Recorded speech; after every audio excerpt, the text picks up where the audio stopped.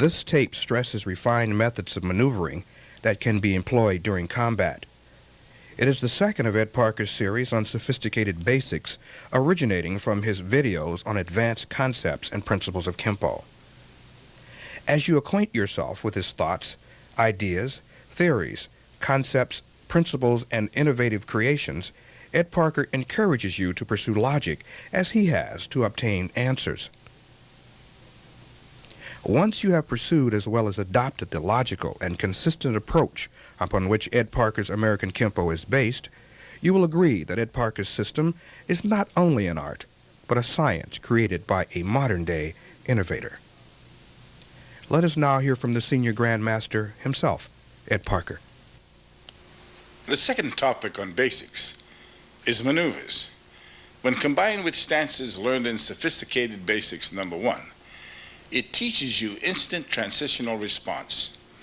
As both become spontaneous, rapid angle changes, as well as the instantaneous altering of defensive and offensive strategies are forthwith.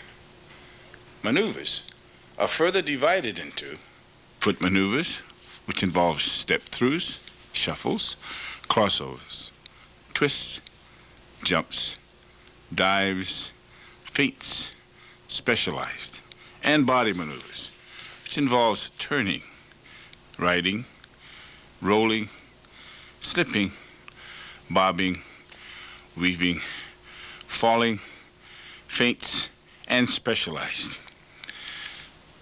Maneuvers are unique strategic methods used to evade and/or attack an opponent.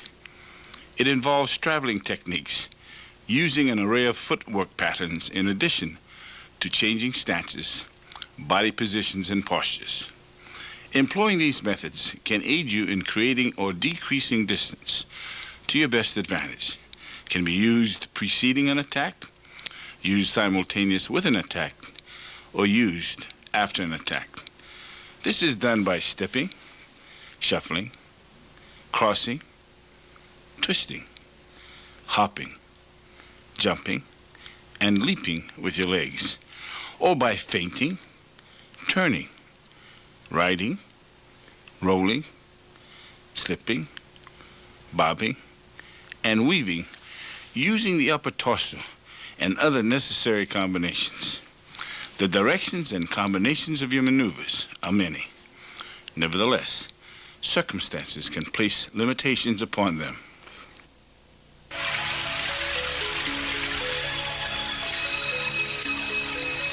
Movements incorporating the legs are classified as foot maneuvers or methods employed to move about in any direction utilizing stances. These methods are further broken down into subdivisions and types. Step-throughs are steps used while advancing, retreating, or moving to the left or right sides. Thus, we have the forward step-through, the reverse step-through, and the side step-through, left and right. Shuffles are combinations of drags and steps, or vice versa. They consist of 4 basic types: drag step, step drag, push drag, and pull drag. Like the step-throughs, the traveling direction of a shuffle can be forward, reverse, or to the side.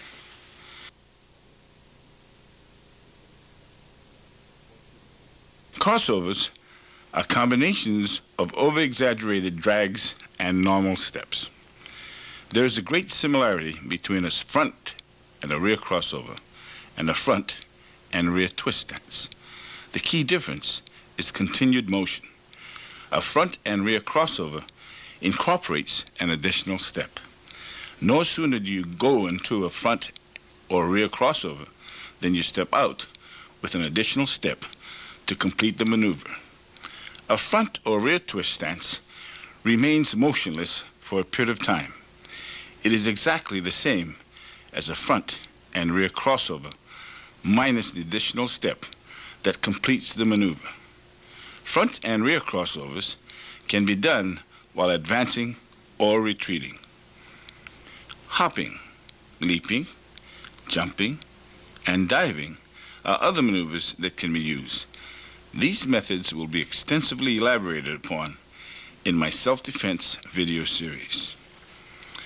After you have thoroughly learned these foot maneuvers, they can aid you in developing rapid angle changes, increasing or decreasing distance, adding greater power to your strikes or blows, and helping to nullify your opponent's actions.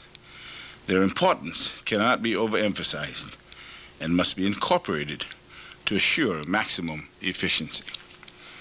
In taking a closer look at foot maneuvers, we find them to be intricate, adding sophistication to the art. That is, they can produce dual or multiple results. Consider the following example. If a step-through maneuver brought your foot alongside of your opponent's leg, and then you proceed to buckle his leg, this action would have required two movements to accomplish a single effect, and thus be considered embryonic. In contrast, if your step-through maneuver, following the correct angle, went directly through the opponent's leg to buckle him in a single move, it would have given you the desired distance as well as caused your opponent's leg to buckle. It would have been a single move with a dual effect and, therefore, considered sophisticated. A more detailed study of foot maneuvers proves even more interesting. Other than the buckle, foot maneuvers, coupled with stance changes, can be used to check, pin, lock, spread, sprain, or break various parts of an opponent's anatomy. Combinations of these methods can also be employed depending upon circumstances. For example, you can use a step-through reverse foot maneuver, pivot into a right wide kneel stance to buckle your opponent's leg, make an in-place stance change while dropping into a left close kneel stance to break your opponent's ankle. When foot maneuver combinations are properly synchronized with combinations using the limbs of the upper torso, proficiency is enhanced and victory increasingly assured. Movements incorporating the upper torso of the body are classified as body maneuvers. It can also be defined as methods employed to move in any direction using the upper torso. Like foot maneuvers, body maneuvers can be subdivided into types of moves. However, it must be emphasized that many of the body maneuvers are coordinated with foot maneuvers. Therefore, to completely isolate one from the other would be unrealistic. Further, although the upper torso may be utilized more often than the legs, nevertheless, can incorporate these same methods on a limited scale or use them in a slightly altered pattern. Turning is one of the methods used to maneuver the body to avoid, ride, or slip past a punch, kick, or strike. In addition to using it as a defense, it can also be used to increase the effectiveness of an offense. Using sophistication, turning can be defensive and offensive simultaneously, where body as well as foot maneuvers may be employed. Riding a punch, kick, or strike primarily refers to having your head or body go with an attack. In the process of doing so, distance is achieved, or at least attempted, however slight it might be. To accomplish this method, retreating is often used. When one retreats simultaneously while turning, it is labeled rolling. Rolling is a combination of both riding and turning. Slipping is a sophisticated method of avoiding a punch, kick, or strike. It does not need to involve turning or rolling to be effective, although it may employ these maneuvers if the situation warrants it. Slipping is simply a method of avoiding a punch, kick, or strike with or without the use of a defensive block. The head or body avoids the attack by fractions of an inch as it slips and advances toward your opponent to counterattack, crowd, jam, check, or frustrate him. Bobbing is a vertical or diagonal method of motion used to avoid, duck, or slip past a punch, kick, or strike. It is the up and down or down and up motion used to avoid or initiate an attack. It can be accomplished by bending at the waist or knees, such as a wide or close kneel stance, or by using a combination of both. Ducking is the downward motion of bobbing. It is practically a straight drop. Weaving involves a horizontal or diagonal method of motion, which is used to avoid or slip past a punch, kick, or strike. It is the left to right, right to left, or side to side motion used to avoid or initiate an attack. The waist and knees can be used independently or in combination with each other, as the feet remain basically in place. A combination of bobbing and weaving increases your versatility, maneuverability, and effectiveness when you're being evasive or when you are counterattacking. One proficient in bobbing and weaving can be extremely elusive. Feinting is the use of deceptive gestures or maneuvers to lure or cause your opponent to react. It is a setup move employed as part of your intended plan of action. It is used to mislead and deceive your opponent so that your counter or follow-up action can then be effectively executed, delayed, or eliminated entirely. Specific parts of the body, such as the head, shoulders, arms, or even the legs, are used for feinting. A feint can be a simple gesture, a pronounced action, or it can be a number of gestures used consecutively in a variety of time periods to create the desired results. Feints against the unskilled are not as necessary as against the skilled. However, they can cause a dramatic reaction to your plan of attack.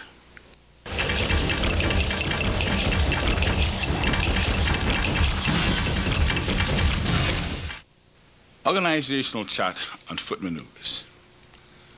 Foot maneuvers. They're step-throughs, forward, reverse, side, sliding, splitting, switching, covering. There's shuffles, such as step drag, drag step, push drag, pull drag. In the crossovers, you have front and rear. In twists, you have in-place twists and traveling twists. In terms of jumps, you have hopping, leaping, switching, covering, flying, dives, head and shoulder, shoulder, back, head, and chest. In the specialized, you have flipping, spinning, and twirling. Let us now review foot maneuvers in more detail and capture the finer points missed the first time around. Foot maneuvers. Step-throughs are steps used to maneuver forward, back, or reverse, to the side, and other directional angles while evading or attacking an opponent. They are generally walking steps, steps that leave the ground before being replanted. However, they can also employ such methods as sliding, splitting, switching, and covering in completing the step. These steps can be full, half, or quarter steps, depending upon the desired effect. The following illustrations and descriptions should help clarify each of the methods used for step-throughs. From an attention stance, step forward with your left foot into a left neutral bow stance. Then step forward with your right foot into a right neutral bow. From an attention stance, step back with your left foot into a right neutral bow stance. Then step back with your right foot into a left neutral bow stance. Another interesting comparison. As you execute your foot maneuvers, think of your head as a gyro on a ship's compass. A gyro, if you're acquainted with one, remains unaffected by the pitching and rolling movements of a ship. No matter how rough the water or what position the ship may be forced into, the gyro remains parallel with the horizon. Therefore, while executing your foot maneuvers, change your body positions, but not your head. Allow your head and eyes to focus in the direction that you're moving to or from. Have your head act as a gyro on a ship's compass. Although this policy is generally practiced, there are, nevertheless, always exceptions to the rule. Sliding is a method of executing a step using one foot at a time. In this maneuver, the foot is kept in constant contact with the ground. Like other methods, sliding steps can move forward, back, or to the side while starting or finishing the desired maneuver. While sliding, the head is kept level so that bobbing is minimized. Every action becomes direct, thus economically executed. Balance and stability are also enhanced along with power and impact. Splitting can be best described as two slides simultaneously executed, whereby both feet simultaneously slide apart from each other. Its primary purpose is to cause an instant drop in height to avoid an attack, execute an attack, or while using combinations of both. Switching entails a combination of steps or a jump to change stance positions while remaining in the same spot and facing in the same direction.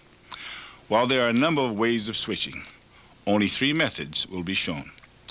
2 employ step-throughs and the other a jump.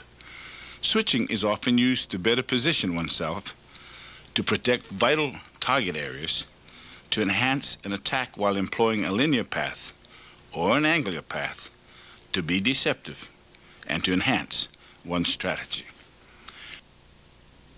Switching utilizing step-throughs are of 2 varieties: back to front, sometimes referred to as rear to front, and front to back, often referred to as front to rear. Back to front requires that your lead or forward foot moves back and in line with your rear foot as you immediately shift your rear foot forward so that it ends up in line with where your forward foot originated. Front to back requires that your rear foot moves forward and in line with your lead or forward foot as you immediately step back with your forward foot so that it is positioned in line with where your rear foot was. The jumping switch, which is the 3rd variation, will be described under the heading of jumps. Covering is a step-through method used to turn and face in the opposite direction. The lead foot steps to the opposite side, then turns in the opposite direction.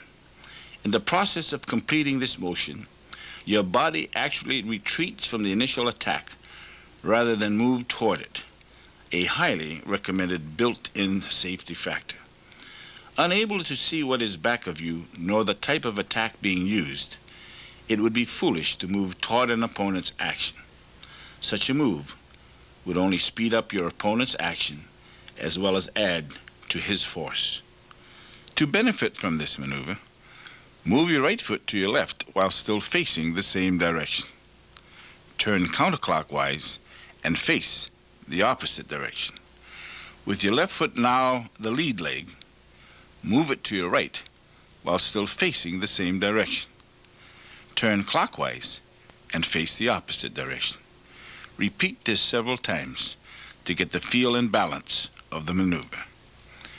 Shuffles are related methods of dragging or scraping the feet combined with steps, pushes, or pulls to shift from one location to another. There are 4 shuffle combinations using the feet and leg muscles to shift the body forward, back, or to the side with either foot in the lead. The left foot could be ahead of the right foot or the reverse when employing any of the shuffles. A step drag shuffle can be executed by 1.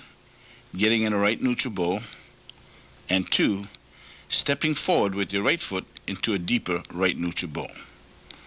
3, then dragging your left foot forward so that the same distance is maintained between your feet as in step 1. Now in step 4, from your right neutral bow, step back with your left foot into a deeper right neutral bow.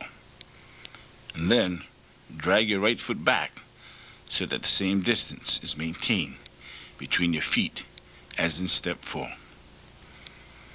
As you will note from the example shown, you can execute a forward step drag shuffle or a reverse step drag shuffle with your right foot as the lead foot.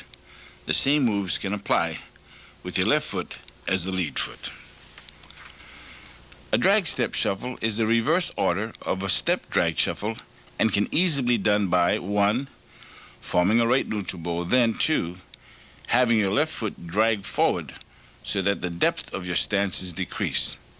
3, then completing the move by having your right foot step forward so that the same depth is maintained as in step 1. The following best exhibits how to execute a reverse drag step shuffle. 1, form a right neutral bow stance. Then 2, have your right foot drag back so that the depth of your stance is decreased. 3, complete the move by having your left foot step back so that the same depth is maintained as step 1. Both forward and reverse drag step shuffles can be done with your left foot in the lead. In my estimation, the most important shuffle is the push drag shuffle. It can be executed faster than any of the other shuffles, triggering instant body momentum while creating immediate backup mass and force. The result? Greater contact impact. Although speed can be kept constant while you're moving forward or back, the push drag shuffle is at maximum effectiveness moving forward. However, under special circumstances where your opponent is well within the range of your natural weapons, maximum force can be obtained while retreating with the push drag shuffle. The following best demonstrates how to execute a push drag shuffle. The push drag shuffle requires 1, that you lift your forward leg slightly off the ground, and 2, push forward with the rear or supporting leg while simultaneously dragging it after you so that the original distance before commencing the push drag shuffle reoccurs again. The push drag in reverse requires 1, that you raise the rear leg, and 2, push back with the forward leg while simultaneously dragging it after you so that the original distance before commencing the maneuver reoccurs again.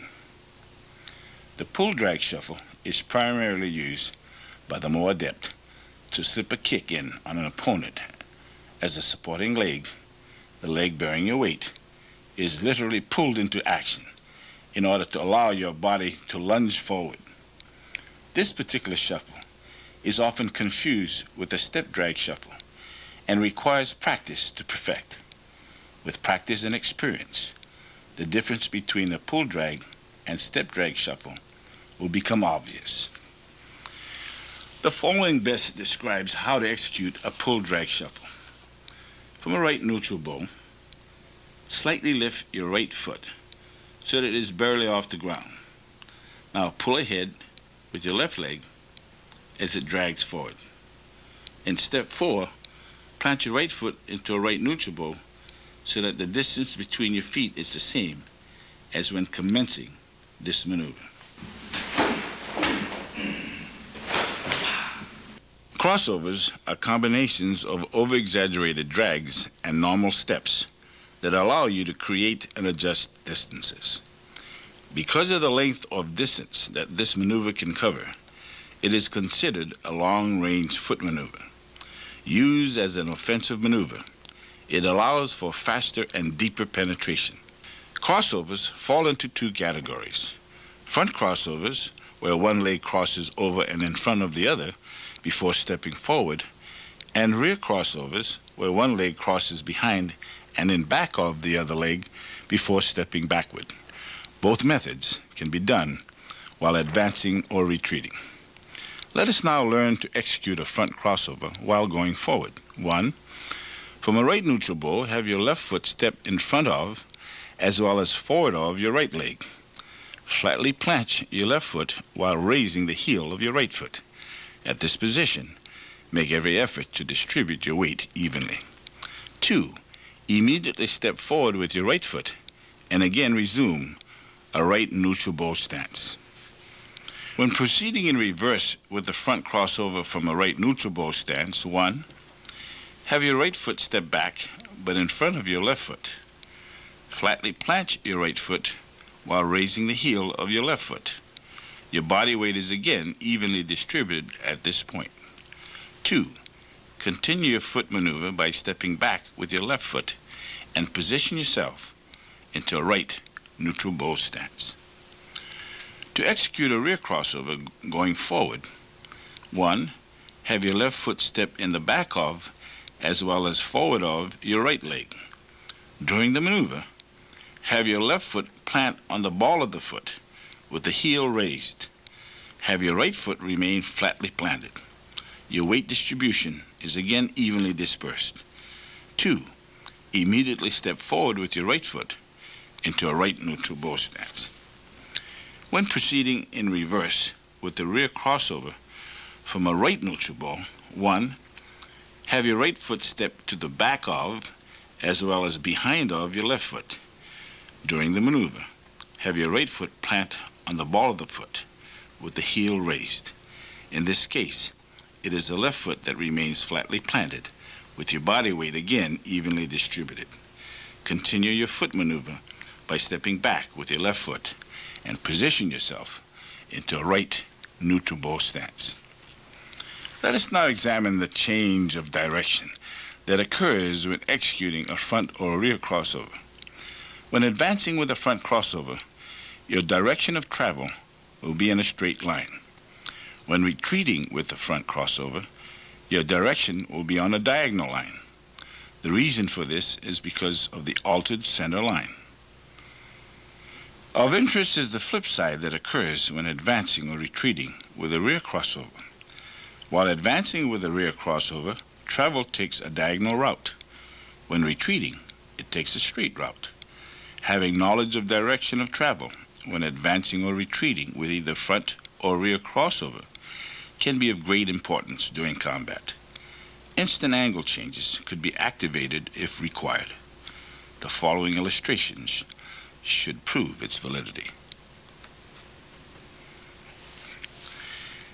Historical interest. While crossover maneuvers work well on flat terrain, history records that it was originally developed to effectively travel up and down stairs. With practice, you will also discover the ease with which you can travel up and down stairways using crossovers. Twists are methods of turning the body with the aid of the feet and legs to evade an attack or contribute to the force of your offense. There are two types, in place and traveling twist. The following demonstrations and descriptions should suffice in clarifying both. The in-place twist requires simultaneous body and leg rotation. In the execution of this twist, the body not only turns, but drops in height as well. In analyzing the in-place twist, you will notice that the maneuver from a neutral bow stance triggers an inward action. That is, your body turns toward you while remaining in place. The advantages of using this maneuver, either defensively or offensively, are great, even as you drop into the twist.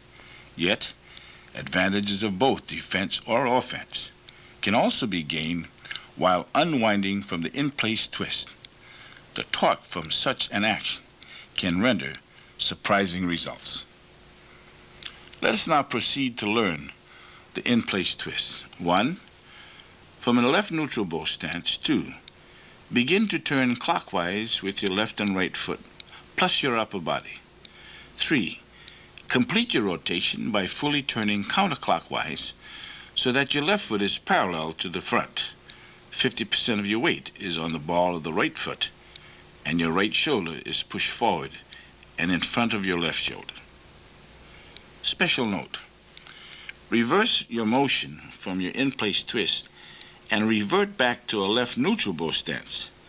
Explosive action created during this move can be converted into a profitable offense. Traveling twists are not very common, but should be added to your storehouse of knowledge. Depending upon how your feet are positioned, you can move from side to side or forward or back, moving diagonally while employing your lead foot. Its primary use is to stalk an opponent, and secondly, to avoid an attack. The traveling twist consists of two varieties, natural and exaggerated. Close examination of the natural version may cause controversy, for it tends to resemble a turn more than a twist. Nevertheless, the difference is so slight that I have categorized it as a twist. The exaggerated version leaves no doubt that it is, in fact, a twist. When applied, the lower half of the body shows obvious contortion compared with the upper body. This obvious contortion is characteristic of a basic twist. Let us now proceed to demonstrate and describe traveling twists. When applying the exaggerated version, the upper body does not face the same direction as that of the lower half. During this maneuver, the lower half of the body faces left, as the upper half faces right. In a normal version, both the lower and upper body face the same direction during the transition. The following should aid you. 1. From a right neutral bow stance. 2. Lift both feet by first using the heel of the feet to pivot with and plant it to your left. Now lift both heels and pivot to your left on the ball of each foot and then plant them. Step 2 could have started off by pivoting on the ball of each foot first, then the heels. Please take note of how the upper body faces the same direction as the lower half of the body.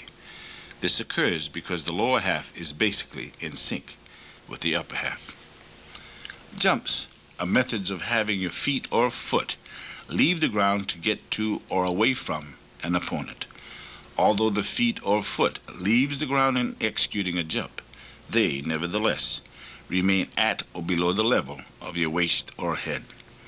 There are several types of jumps: hops, leaps, a switching jump, a jump that is made while facing in the same direction, and flying jumps. There are many variations of hops, leaps, and flying jumps. Only the essential jumps will be discussed, described, and demonstrated on this tape. Hops are one-leg jumps that require a minimum of height to execute. They somewhat resemble a pull-drag shuffle, with the exception that the foot does not drag on the ground. It becomes slightly airborne before the foot is planted and the body repositioned. Primary purpose of a hop is to rapidly close the distance between you and your opponent. As the hop is executed, every effort is made to protect the vital areas of the body. 1. From a right neutral bow stance. 2. Pick up your left foot and balance your weight on your right leg. 3. Jump forward with your right foot onto the same foot. And 4. Plant your left foot forward into a left neutral bow stance. The following examples demonstrate the use of a hop. 1. Hop, then sweep the leg of a standing opponent. 2. Hop, then sweep the arm of an opponent who is on his hands and knees. Leaps and explosive jumps are used to evade and attack an opponent. They require vigorous effort in acquiring a fair degree of height. While executing such moves, both feet may simultaneously leave the ground, or you may use one foot at a time. No matter what method is employed, both feet do become airborne during the course of a leap. One-leg leaps require one foot leaving the ground at a time, with both becoming airborne prior to planting the feet or foot. Whatever foot is planted, the weight of the body balances and rests on that leg. This leap is primarily used as an evasive maneuver that positions your body for the next counter. We will now demonstrate. 1. From a left neutral bow stance. 2. Leap forward into your left on a 45-degree angle. Use your right foot to push off with. 3. Land on your left leg, keeping your left knee flexible and balance your weight on your left leg as you form a left one-leg stance. Examine how the one-leg leap is used when employing the self-defense technique leaping crane. Two-leg leap involves both feet simultaneously leaving as well as being planted on the ground. It is mainly used as an offensive maneuver to give added height to the final move, employing gravitational marriage. Observe the following. 1. From a standing position. 2. Leap forward using both legs to push off with. 3. Land on both legs, keeping your knees flexible so as to enhance your balance. The self-defense technique, leap of death, is an example of the benefits of a two-leg leap. Switching jump. This is a third method used to switch stances. However, instead of using step-throughs to accomplish the switch, a jump is executed to achieve the same results. This method requires jumping in the air, switching your legs, reversing their order in midair, landing on the identical spot while facing in the same direction.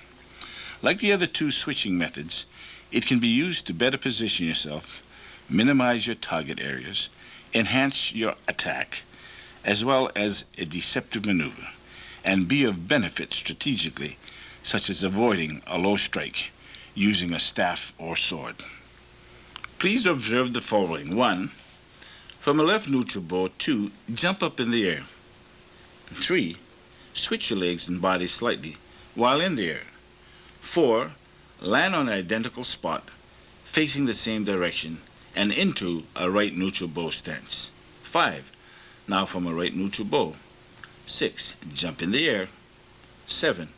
Switch your legs and body slightly while in the air. And 8.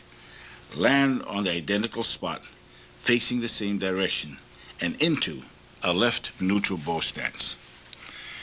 Covering jump is a jumping method instead of a step-through method used to turn and face in the opposite direction. Here again, not seeing what is behind you, nor the type of attack being used, this method affords you the opportunity of turning in midair and facing in the opposite direction while actually retreating from an unknown opponent. Please examine the following. 1. From a right neutral bow. 2. Jump up into the air and begin to turn counterclockwise. 3. Complete the 360-degree turn in midair. 4. Land with both feet into a left neutral bow stance while facing the opposite direction. 5. Now from a left neutral bow. 6. Jump into the air and begin to turn clockwise. 7. Complete the 360-degree turn in midair. And 8. Land with both feet into a right neutral bow stance while facing the opposite direction. Study the effects of a covering jump that adds aggression to the jump. Flying jumps are jumps that are not only airborne, but that travel or sail through the air as well. They can be activated from a dead standstill or from a running start. They too may be used to avoid an attack or aid you in the execution of an attack. When used as a defense, it is called a flying jump. Converted into an offense, it changes from a flying jump, which it starts off as, to a flying kick. There are different types: flying back knuckle strike, etc.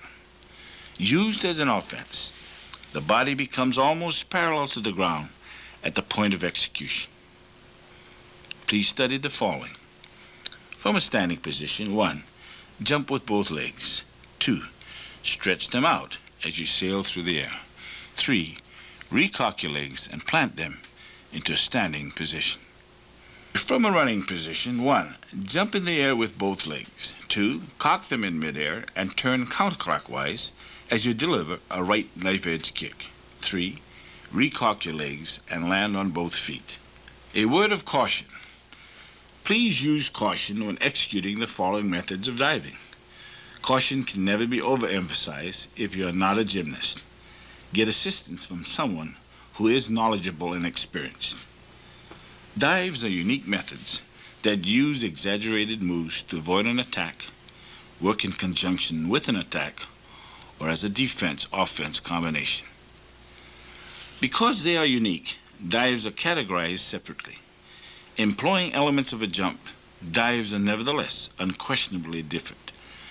The key difference here exists between height levels of the head and feet. In a dive, the head lunges forward, followed by the feet. At a certain period during a dive, the feet are raised above the level of the head.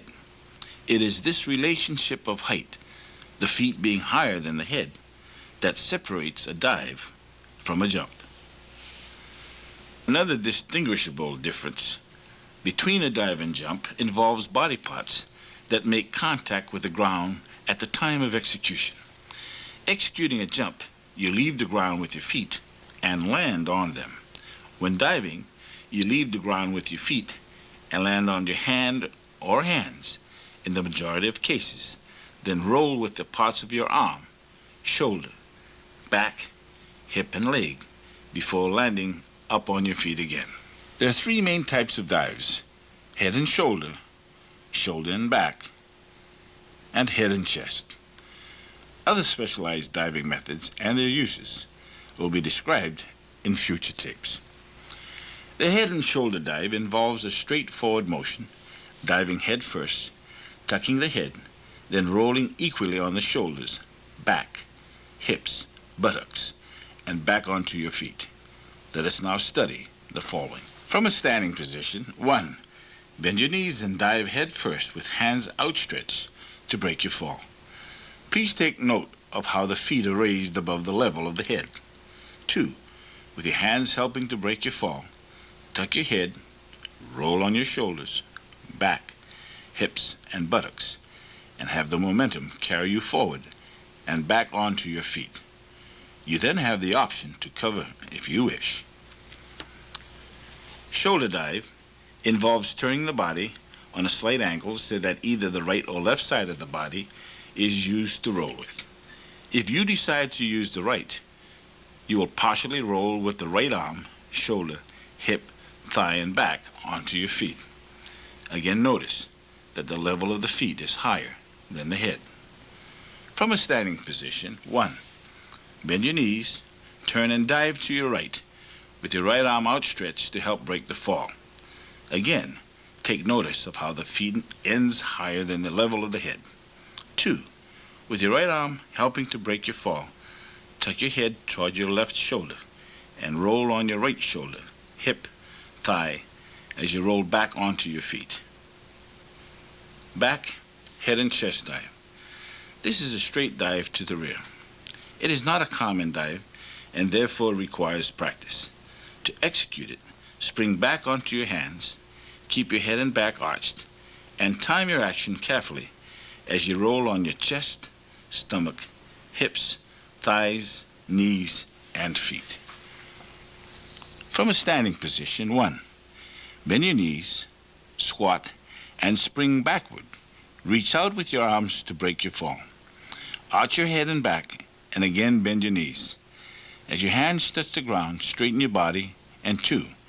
As your weight begins to shift over the center point, again arch your head and back. Now begin to roll on your chest, stomach, hips, thighs, knees, and feet. Flip is a specialized foot maneuver employed to move the feet from one spot to another. Contained within a flip are elements of a jump, dive, and handspring. It is executed in 3 stages, from the feet to hands and back to feet. The wrists play an important role in executing a flip, since it acts as a springing device that aids you in completing your maneuver. Although it is an acrobatic maneuver, it is useful and can be strategically used as a primary method of escape. It can also aid you offensively or as a defense-offense combination. 2 types of flips will be demonstrated: front and back. The front flip starts off like a head and shoulder dive. lands on the hands, and springs you back onto your feet. Please observe the following. From a standing position, squat down, leap forward with your arms outstretched, and land on your hands. The instant you make ground contact with your hands, use your arms and wrists to flip you over and back to your feet again. The back flip starts off like a backhand and chest dive, lands on the hands, and springs you back onto your feet again. Like the front flip, your feet are above the level of your head. Study the following.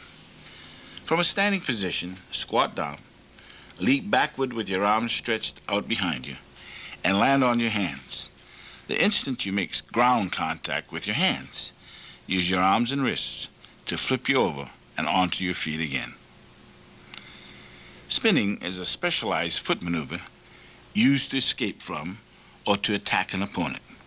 Its distinctive feature is that the feet are in constant contact with the ground. Both the legs and upper body are synchronized with each spin to enhance the momentum and speed of the attack or escape. It is, nevertheless, not a common maneuver for beginning students, but a must for those of higher training. Learn every aspect of motion, whether it is to be used offensively or defensively. Do not overlook one opportunity, especially when studying them in reverse. Spins can be executed while rotating clockwise or counterclockwise, going toward or away from your opponent.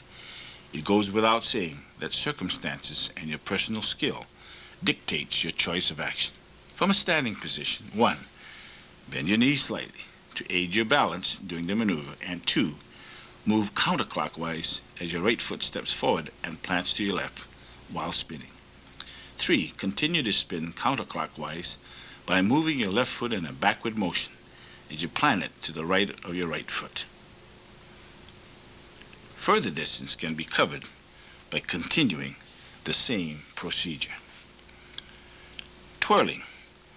Although this specialized foot maneuver is similar to spinning in appearance, it warrants a descriptive term of its own because it is executed while airborne.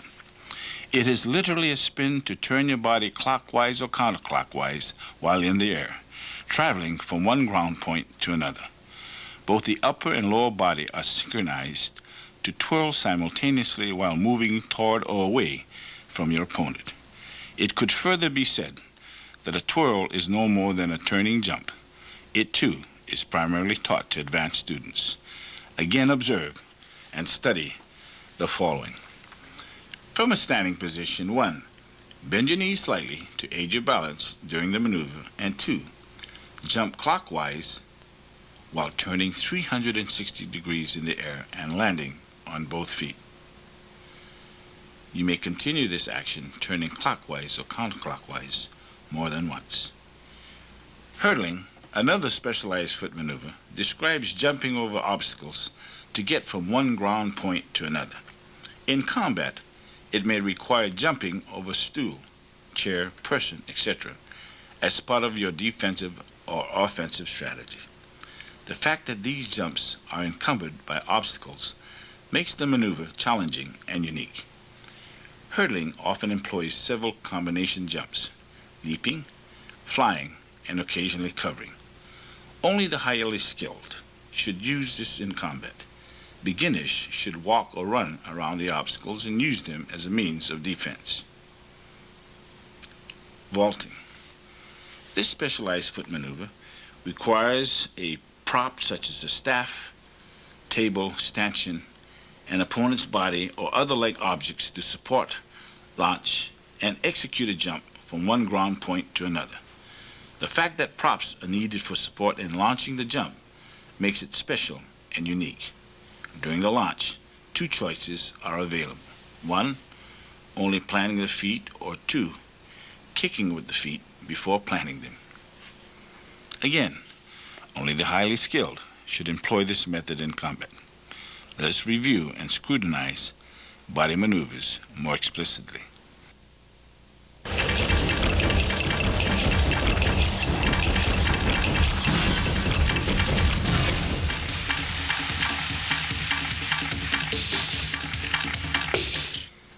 Organizational chart on body maneuvers. Body maneuvers: turning, riding, rolling, slipping, bobbing, weaving, falling. Body maneuvers: turning is a method of rotating the upper body to the left or right while in place or after stepping off and to the side.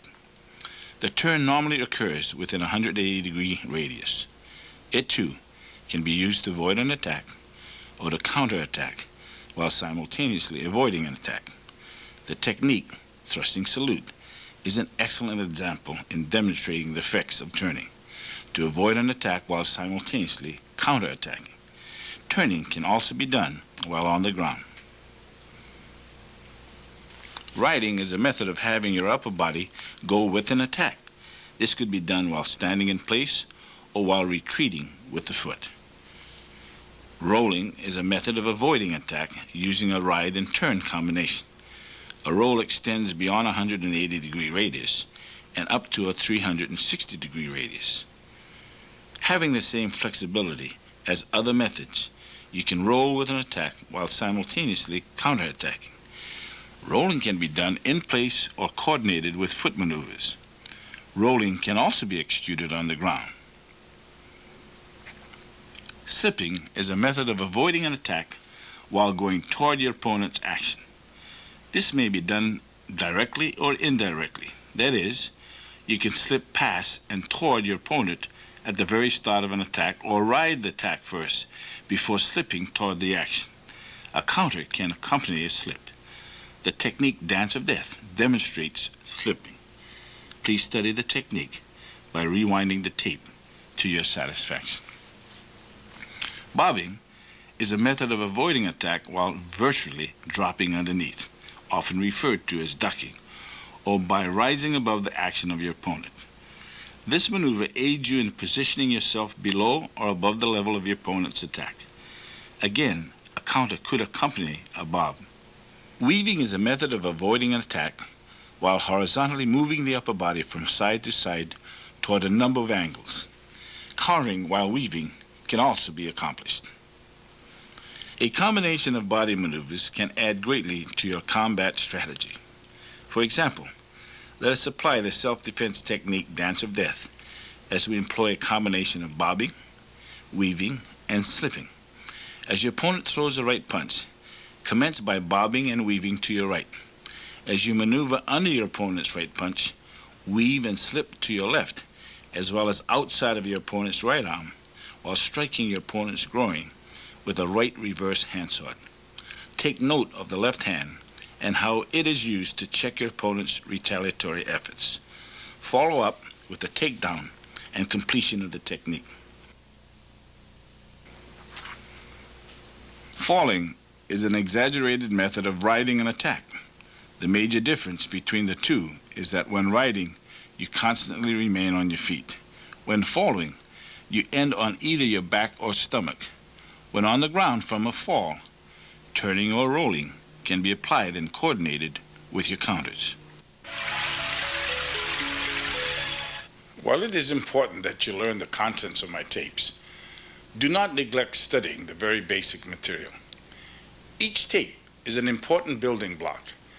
They provide you with basic disciplines that add to the total structure of my system of American Kempo. More importantly, they form the basic foundation of your Kempo knowledge. Weak basics lead to unsuccessful achievements. Therefore, lengthen your practice sessions and make each workout productive. View basic disciplines in their embryonic state. As you strive for perfection, increase your awareness of existing details. Learn how these details function. Identify them, dissect them, analyze them, and perfect them. Accomplish this, and you will understand what sophisticated basics are all about. As you progress to graduated levels of proficiency, do not discard, but store simple movements that are replaced by those of sophistication. Avoid the temptation to discard your basic knowledge because of newly acquired and improved skills. Stock your storehouse of knowledge, not only for yourself, but for the benefit of those who you do or will teach.